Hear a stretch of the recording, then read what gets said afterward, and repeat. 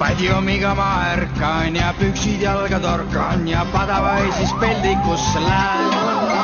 Ei jõuagi veel lasta, kui tuleb püksi pista ja jälle kohe Smirna rivisse.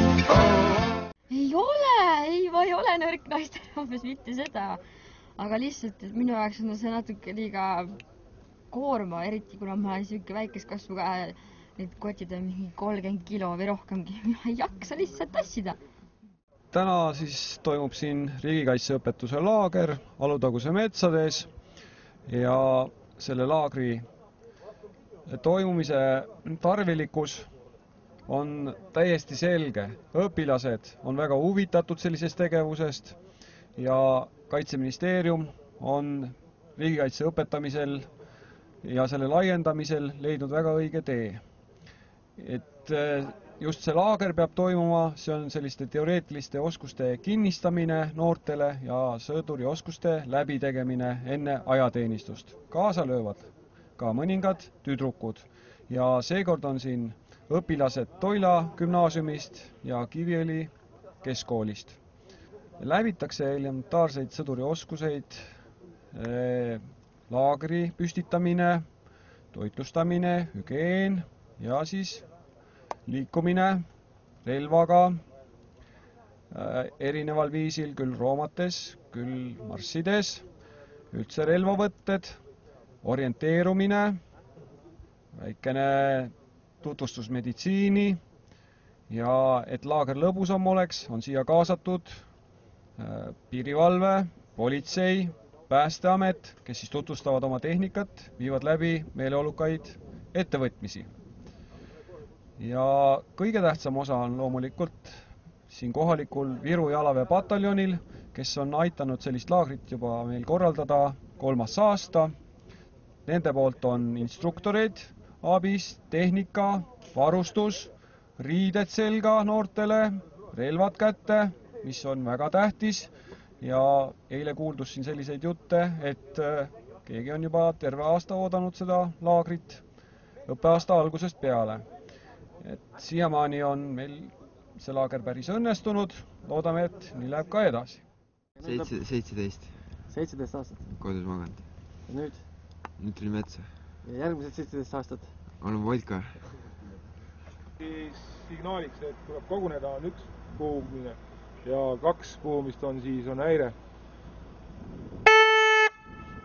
Siis nad teavad, et peavad siia kogunema. Ja on 2 lühikest, siis on häire, siis nad peavad oma positsioonile minema, mis neil on teada. Päris palju asju oleme teinud, et käisime seal neid, kaevendeid, kaevikuid kaevamas on ja siis panime telki püsti ja kanname seda väljakat relva kaasa. Tähendab, see on hea relv. Kanname seda relva igal poole kaasas on ja siis õpime sõdurite aukoodeksit igast värki ja siis päris põnev on. Et väga huvitav kogemus kindlasti. No aga sulle meeldib siin ikka metsas või? Mingil määral küll jah, kuigi praegu ilm on tõesti üpris kehv ja pane tahtma magama. Alles käidud sellisel pikal retkel ja siis praegu tahaks tõesti magada, puhata. Aga tunned, et sõduri supp ja leib on ikka magusad asjad? Ei, no ikka on jah, et paneb hindama toitu rohkem, mida kodus saad. Et pärast sellist pikka väsitavat päeva on iga toit hea. Toimub siis iga-aastane riigikaitseõpetuse välilaager kevadine, mida me oleme juba siin 3 aastat järjest teinud koostöös Viru pataljoniga. Ja laagris siis elementaarsed sellised sõdurioskused, maskeerimine, liikumisviisid erinevad, kaeviku kaevamine, telgi püstamine. Lapsed on meil siin 10. ja 11. klass ja kuna see on valikaine, ehk siis poistel on see kohustuslik ja tüdrukutel on vabatahtlikult. Mina arvan sellest asjast niimoodi, et see on üks jube asi. Miks ta jube on? Sellepärast, et toit on küll hea, eks ole, okei, aga kõik need tingimused ja kõik asjad on natuke üle kätte minu meelest. Et poistele võib-olla tõesti sobib, aga tütarlapsele ma arvan, et vist mitte küll. Laagri eesmärgiks on anda lastele praktilisi kogemusi ja näidata, mis neid ees ootab ajateenistusaegu. Jah, et saaksid selliseid kogemusi endale, et kui satuvad kunagi metsa või midagi juhtub nendega, siis nad teavad, kuidas ja mismoodi käituda seal?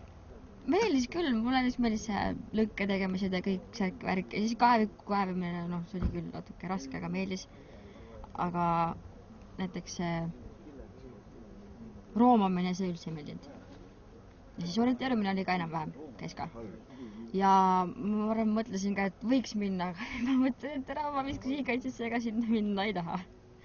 Et ennem jah, võib-olla, ära mitte. Meie oleme tulnud siis teile ka pisut rääkima nagu riigist, riigikaitseline teemadel. Siin on sisejulgeolek ja piirivalve. Oleme siis Politsei- ja Piirivalveametis, see on üsna värske amet, loodud 1. jaanuaril 2010. Ühendati siis Politsei, Piirivalve ja Kodakondsuse Migratsiooniamet. Ja ma ei tea, noh, suht seltskond on hea, toit on hea, aga et nagu seda puhkust ja sellist aega on suht vähe, et kogu aeg peab midagi tegema, kaevama, et füüsiline töö on suht raske. Et tüdrukud ikka nii kergelt hakkama ei saa siin kui poisid. No viimane telekis on ka hea, aga noh, muidugi see metsas olek tuleb kasuks ka ikka, ma arvan. Nii, siin me näeme eritehnikat ja varustust, mis kasutab siis piirivalve.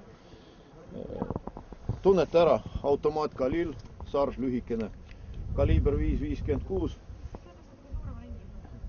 Siis on PM-püstol kasutusel meil, rakettpüstol, binokkel, raadiojaam. Siis on käerauad, noh, tavaline varustus nagu politseilgi, noh, välja arvatud need automaadid võib-olla erinevad. Siin on meil kuulikindel vest kasutusel ja selline ohuvest. Võib-olla on küsimusi? Mulle meeldib hea seltskond ja toit on hea, aga telgis on vahepeal küll magada ja orienteerumine oli ka nõme sellepärast, et mul on jalad villis ja külm on ka vahepeal. Aga tunned, et sellist metsaelu on ka vaja elada või? No vahest ikka suur kogemus. Mis kogemus sinu jaoks oli siis? No erinevad need relvadega laskmised ja pidime roomama siin ja igasugused mängud ja... Aga sa oled siis julge tüdruk, neid on nii vähe ju? Ja ma olen Toila gümnaasiumist ainuke. Ainuke julge tüdruk? Ja. Aga mis sa teiste tüdrukutele soovitad, sellist metsaelu või mitte või? Ei soovita, sest et see on väga raske. Aga poistele? Poistele nii ja naa. Sest et tingimused on suht hullud. Siis kui eriti vihma sajab, siis on riided märjad ja külm olla. Täna me oleme siin selleks, et politseitööd tutvustada. Ja mõte ka selline, et äkki on siit noorte hulgast neid, kes on tulevikus nõus tulema ka meie ridadesse tööle.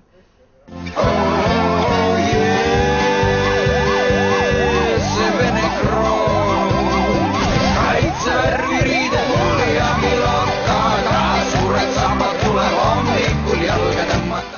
Mina olen siis Punamäe kordonist, esindan piirivalvet.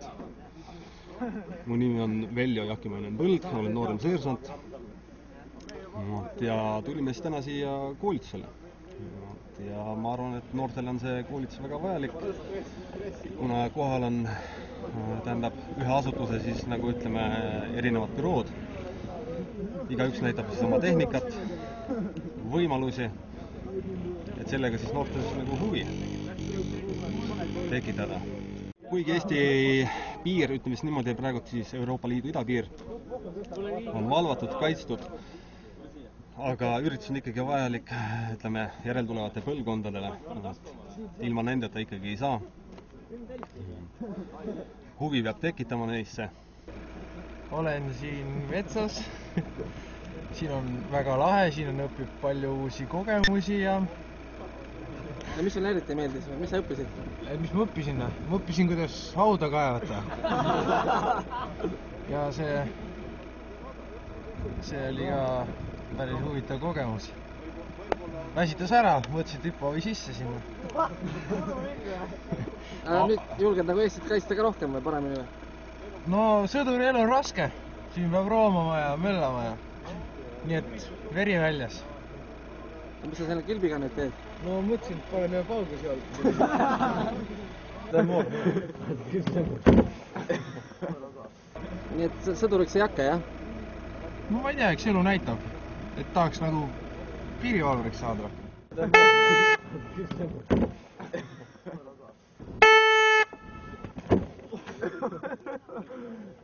Kaitseärvi riided mul ja kilod